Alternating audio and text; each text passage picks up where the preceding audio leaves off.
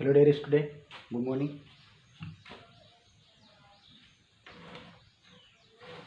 Chapter 3 है, new book का chapter 4 हो सकता है ना। साझेदारी का पुनर्गठन, विद्यमान साझेदारों के लाभ अनुपात में परिवर्तन। जो साझेदार रहते हैं, जो पार्टनर्स रहते हैं, वो क्या करते हैं, अपने लाभ का जो विभाजन रहता है उसमें चेंज कर देते हैं, मतलब परिवर्तन कर देते हैं कि पहले कुछ और रखते थे और बाद में कुछ और कर लेते। मैंने क्वेश्चन नंबर कल 1 करवाया था आपको, और क्वेश्चन नंबर 2 और क्वेश्चन नंबर 3 होमवर्क के लिए दिया था। ठीक है, मैं आज क्वेश्चन नंबर आपको 4 करवा रहा हूँ। ठीक है, क्वेश्चन नंबर 4 देखते हैं।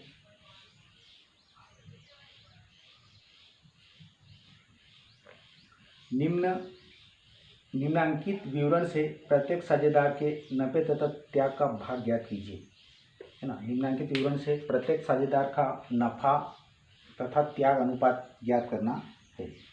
आपको पुराना अनुपात दे रखा है ABC का 2:3:5। नया अनुपात दे रखा आपको 3:5:2। पुराना भी दे रखा आपको, नया भी दे रखा है। ठीक है, क्या करेंगे, सबसे पहले लिखेंगे नफे तथा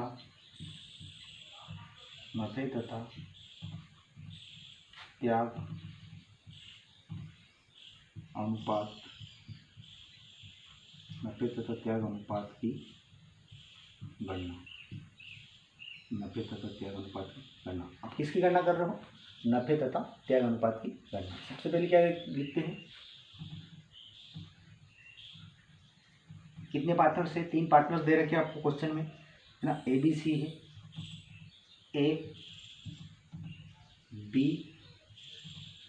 तथा C। A, B तथा C का पुराना अनुपात क्या लिखेंगे, पुराना अनुपात। ABC का पुराना अनुपात क्या दे रखा, पुराना अनुपात क्वेश्चन में आपको 2:3:5। इसी प्रकार क्या लेंगे, A, B तथा C का नया अनुपात।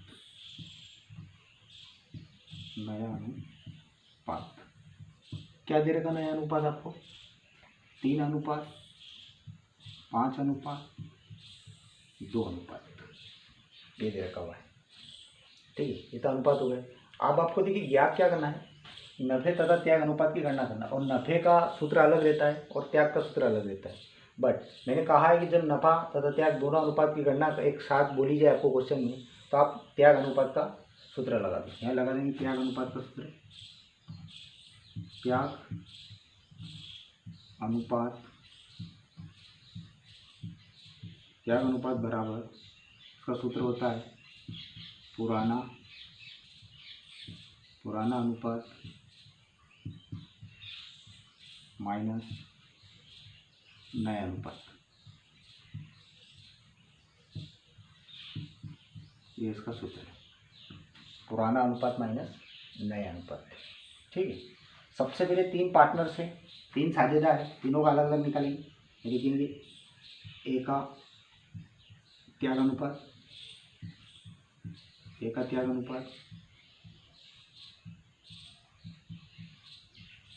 बराबर B का त्याग अनुपात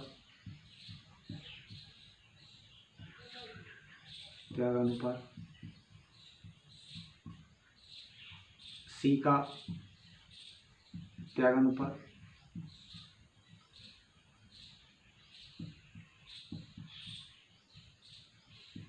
तीनों पार्टनर हो गए, 3 साझेदार हो गए। A का त्याग अनुपात, B का त्याग अनुपात, C का त्याग अनुपात। अब अगर सूत्र की बात करें, त्याग अनुपात बराबर पुराना अनुपात माइनस नया अनुपात। A का पुराना अनुपात B की क्या है, 2।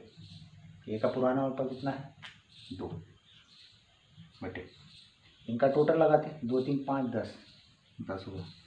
माइनस है सूत्र में, माइनस लगा यहाँ पर। ठीक, नया अनुपात A का नया अनुपात कितना है, 3। इनका टोटल कितना हो, 3 × 5 = 2 10। ये ए का हो गया। इसी प्रकार बी का पुराना अनुपात क्या है 3, उसका टोटल कितना दे रखा 10, माइनस है माइनस लगाया, ओके। बी का कितना है 5, टोटल 10। इसी प्रकार सी का कितना है वहाँ पर 5/10 माइनस कितना नया 2/10। क्रॉस मल्टीप्लाई करो, क्रॉस गुणा करो या फिर एलसीएम लेके करो, जो भी आपको लगे। क्रॉस करते हैं, क्रॉस बताता हूँ मैं आपको। सबसे पहले क्रॉस गुणा करने के लिए नीचे नीचे का गुणा कर लो। 10 और 10 का आपने गुणा किया, कितना है 100। ठीक, क्रॉस गुणा करते समय एक बात ध्यान रखना, ये डिजिट पहले नहीं लेना है, इधर से लेना है। 2 और 10 का आपने गुणा किया, कितना जाएगा 20। 10, अब यहाँ पर माइनस चिन्ह है, यहाँ पर माइनस लगाना पड़ेगा आपको। ठीक, 10 और 3 का गुणा किया 30, तो माइनस का क्या बचा आपके पास 20 में से -30 माइनस कर दिया तो माइनस का 10/100, ये एक आया। इसी प्रकार बी का 10 और 10 का गुणा किया तो वही 100, क्रॉस किया तो 30 माइनस 10/50, कितना है 30 में से माइनस किया 50 तो माइनस का 20, 100/100। इसी प्रकार इसका और इसका गुणा किया आपने, कितना आया 100, क्रॉस मल्टीप्लाई किया, क्रॉस गुणा किया, 10/50 हो जाते हैं यहाँ पर, माइनस 10 दूनी 20, तो प्लस का 30/100। ठीक, ये आपका माइनस का 10 आया है ना, माइनस का 20 आया और प्लस का 30 आया। अगर आपको क्वेश्चन चेक करना है कि आपका क्वेश्चन सही या गलत है, देखिए वहाँ पर माइनस का 10 दे रखा और माइनस का 20 दे रखा, तो -10 और -20 का आपने टोटल किया तो माइनस का कितना हुआ है 30 हो गया, माइनस का 30 हो गया। और यहाँ पर प्लस का 30 ऑलरेडी है, मतलब दोनों अगर आपको चेक करना हो तो दोनों बराबर बराबर आना चाहिए, जितना माइनस रहेगा उतना ही प्लस होना चाहिए, तो आपका क्वेश्चन सही है। अगर आपने मान लो माइनस के 30 और यहाँ पर प्लस के 40 है तो आपका क्वेश्चन गलत है, आपने कहीं ना कहीं पर उस गलती की हुई है। ठीक है, अगर आप इसे छोटा करना चाहते हो है ना, तो देखिए 1 0 से 1 0 कैंसिल कर दो, काट दो दोनों तरफ। ठीक, तो माइनस का क्या बचा, यहाँ बता रहा हूँ मैं आपको, -110 2/10 3/10 प्लस, ये देखिए -1 -3 और प्लस का 3, उसका टोटल भी हुआ। जो माइनस आता है वो नफ़ा होता है आपका, क्या होता है नफ़ा, माइनस में नफ़ा लिखते, ये आपको नफ़ा हुआ है और यहाँ पर आपने क्या किया त्याग किया।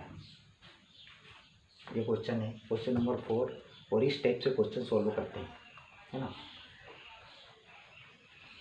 अब आपको क्वेश्चन नंबर 5 सेम है, जो होमवर्क के लिए दे रहा हूँ मैं आपको। क्वेश्चन नंबर 5 जो आपको होमवर्क करना है, जिस प्रकार मैंने क्वेश्चन किया है उसी प्रकार आपको होमवर्क करना है।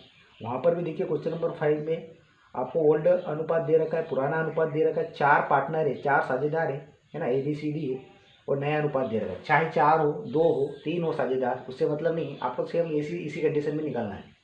ठीक है, क्वेश्चन नंबर 5 होमवर्क है।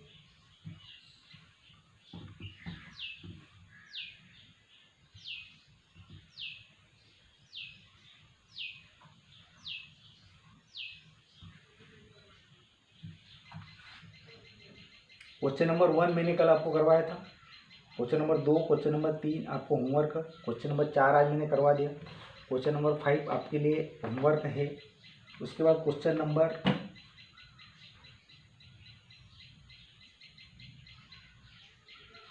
नंबर आपको 5 होमवर्क है और क्वेश्चन नंबर 7 होमवर्क है। नोट कर लीजिए आप, question number 5 and question number 7, ये आपके लिए टुडे होमवर्क है। ठीक है, टुडे होमवर्क दे रहा हूँ। अब बचा क्वेश्चन नंबर 8, जो मैं आपको बता रहा हूँ, है ना। 6 अभी नहीं करना है, 6 में बताऊँगा आपको। क्वेश्चन नंबर 8, क्वेश्चन नंबर 8 पढ़ते हैं। एक्स वाई तथा जेड, तीन साझेदार है, एक्स वाई तथा जेड। एक फर्म में क्रमशः 5:3:2 अनुपात में लाभ हानि का विभाजन करते हैं। तो क्या करते हैं, अपना लाभ जो रहता है, लाभ हो या हानि हो, उसका विभाजन वो 5:3:2 में करते हैं ना। आगे कहा गया है कि वो भविष्य में अपना परस्पर लाभ विभाजन अनुपात क्रमशः 2:3:5 रखना चाहते हैं। सबसे पहले उन्होंने डिसाइड किया था कि 100 वाई और जेड को जो लाभ हानि होगी, लाभ होगा तो वो 5:3:2 में बांटेंगे, या हानि होगी तो भी 5:3:2 में बांटेंगे, है ना। बाद में उन्होंने क्या करा, वो भविष्य में उन्होंने ये डिसाइड किया कि जो लाभ का जो विभाजन है उसको उन्होंने क्या कर दिया कि चेंज कर दिया, उसमें परिवर्तन कर दिया। उन्होंने कहा कि 2:3:5 रखना चाहते हैं। बाद में उन्होंने कहा कि आप 2:3:5 रखना चाहते हैं। प्रत्येक साझेदार के नफ़े तथा त्याग अनुपात ज्ञात कीजिए। प्रत्येक साझेदार का नफ़ा तथा त्याग अनुपात ज्ञात करना है। नफ़े तथा त्याग अनुपात की गणना, सबसे फर्स्ट पॉइंट आपको ऐसे ही लिखना है और क्वेश्चन के नीचे आपको लिखना है हल। आप हल कर रहे हो, क्वेश्चन के नीचे आपको लिखना हल, नफ़े तथा त्याग अनुपात की गणना। ये आपका हेडिंग हुई आपकी, ठीक। उसके बाद में आपको क्या करना है कि कितने साझेदार हैं यहाँ पर, 3 साझेदार हैं, यानी कि ये एक्स, वाई तथा जेड का पुराना अनुपात, इनका पुराना अनुपात क्या दे रखा वो लिखना है आपको, पुराना अनुपात, ठीक है। एक्स, वाई तथा जेड का पुराना अनुपात। पुराना अनुपात जो फर्स्ट में दिया रहता है वही पुराना अनुपात रहता है ना, 5:3:2, ये क्या हुआ, पुराना अनुपात है। उसके बाद एक्स, वाई तथा जेड का नया अनुपात, क्या है, नया अनुपात। बाद में उन्होंने क्या करा कि अपना अनुपात चेंज कर लिया, उसमें परिवर्तन कर लिया। क्या रख लिया उन्होंने, 2:3:5 कर लिया, ये कर लिया, ठीक। एक्स, वाई तथा जेड का पुराना अनुपात 5:3:2 दे रखा आपको। एक्स, वाई तथा जेड का नया अनुपात आपको 2:3:5 दे रखा हो, ठीक। अब यहाँ पर देखिए 2 कंडीशन आपके सामने, नफा तथा त्याग अनुपात की गणना कीजिए। तो मैंने कहा है कि दोनों एक साथ अगर आपको ज्ञात करने के लिए कहा जाए तो आप त्याग अनुपात का सूत्र लगा दें, ठीक है। लगाएंगे त्याग अनुपात बराबर क्या रहता है, पुराना अनुपात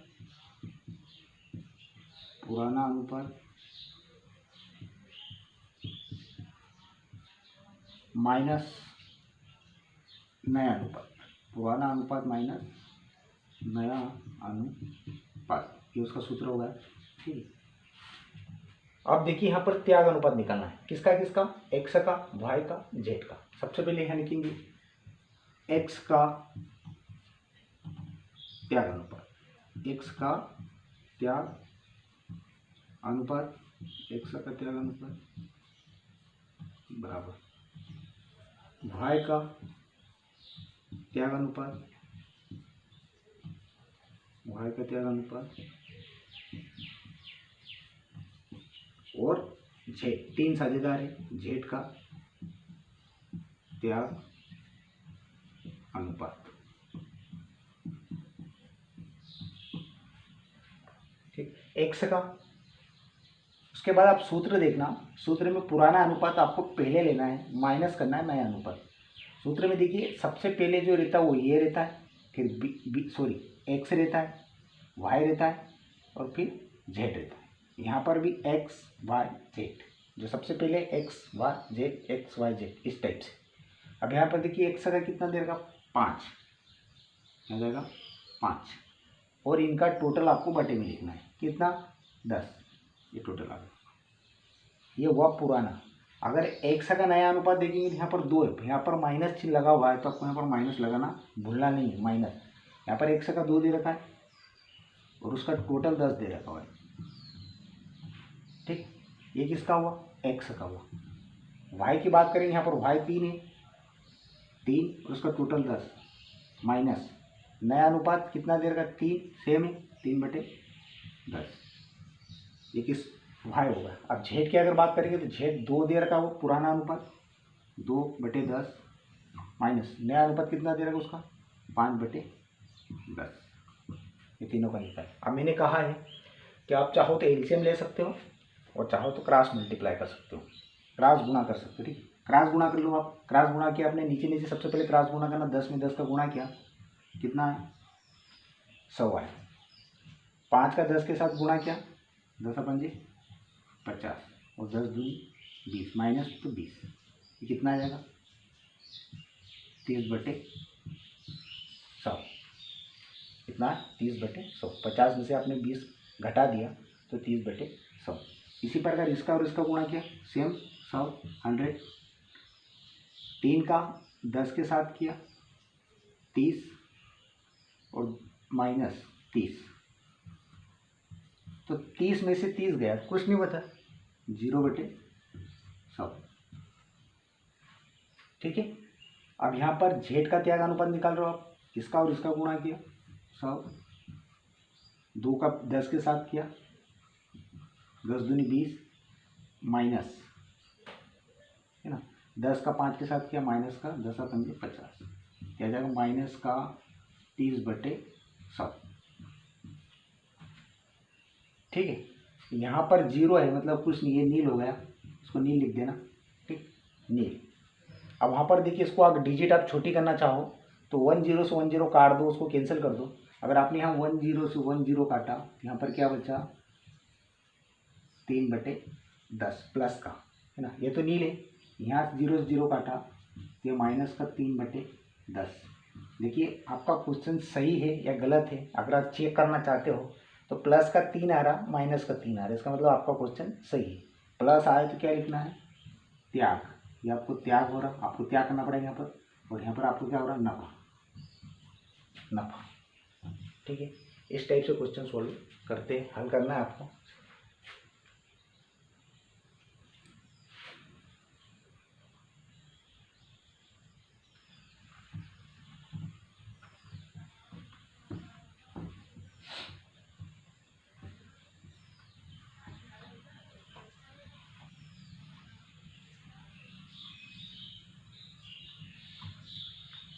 क्वेश्चन नंबर 7 आपको होमवर्क दिया मैं, क्वेश्चन नंबर 5 और क्वेश्चन नंबर 7। ठीक है, तो क्वेश्चन नंबर 5 आपको समझा देता हूँ। निम्नांकित सूचना से प्रत्येक साझेदार के नफे तथा त्याग के भाग की गणना कीजिए। आपको यहाँ पर नफे तथा त्याग अनुपात की गणना करना है, जिस प्रकार मैंने आपको बताया। आपको पुराना अनुपात दे रखा है, यहाँ पर 4 साझेदार है, ABCD 4 साझेदार है, और उनका अनुपात आपको दे रखा है 4:4:2:2, और नया अनुपात दे रखा है 2:2:4:4। ठीक है, 4 साझेदार है, चारों साझेदारों जैसे अभी निकाला मैंने, ऐसे इसी टाइप से आपको निकालना। इसी प्रकार क्वेश्चन नंबर 7 जो आपको होमवर्क दे रखा मैंने, यहाँ पर भी ABCD एक फर्म में क्रमशः 4 साझेदार यहाँ पर भी है, 8:5:4:3 के अनुपात में साझेदार है। भविष्य में वो अपना लाभ विभाजन अनुपात बदल लेते हैं, परिवर्तन कर लेते हैं, उस पर 4:3:2:1 रखना चाहते हैं। प्रत्येक साझेदार का नफा तथा त्याग अनुपात की गणना कीजिए। आपको जैसे मैंने बताया उसी टाइप से आपको हल करना है सवाल को। ठीक है, चाहे 4 साझेदार हो, 2 हो, 3 हो, 5 हो, 10 हो, उससे मतलब नहीं, प्रोसीजर हमेशा वही रहती है, सेम कंडीशन वही रहती है। आपको सिर्फ फार्मूला याद रखना है। और मैंने कहा है कि नफ़ा और त्याग दोनों एक साथ पूछिए तो आपको त्याग अनुपात का सूत्र लगा देना है। अगर ये अलग अलग पूछे जब जाके आपको अलग अलग निकालना है। अगर क्वेश्चन में आपको कहा जाए कि नफ़ा अनुपात निकालिए तो उस टाइम आपको सिर्फ नफ़ा अनुपात निकालना रहता है, और अगर आपको कहा जाए कि त्याग अनुपात निकालिए तो उस टाइम आपको त्याग अनुपात का सूत्र लगाना है। ठीक है, लेकिन दोनों एक साथ पूछा जाए तो दो में से किसी एक सूत्र आपको लगाना रहता है, जो हमेशा अपन कौन सा सूत्र लगाते हैं, त्याग अनुपात का सूत्र लगाते हैं। ठीक है, ये बात आपको ध्यान रखनी है। ओके,